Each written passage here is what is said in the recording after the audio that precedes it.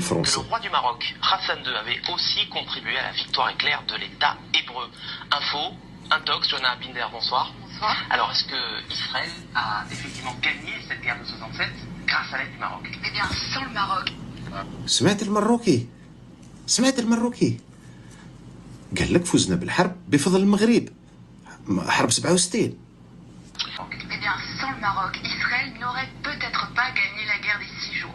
Alors, tout commence en 1965, on est 2 ans avant que débute la guerre des 6 jours. Les grands leaders du monde arabe se retrouvent à Casablanca.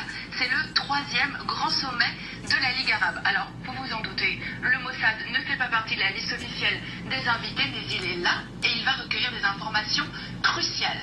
Il y a un protagoniste, c'est Hassan II, le roi du Maroc. Il va permettre aux renseignements israéliens de connaître ses ennemis. Et c'est à ce moment-là que le Mossad va donc entrer en action. Oui, absolument. Le Mossad va donc préparer cette opération en amont de la conférence.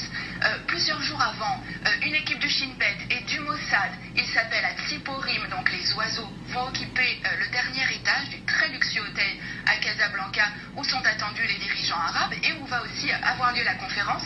Mais la veille de ce sommet, Hassan II est pris de panique et il somme les agents israéliens de quitter l'hôtel.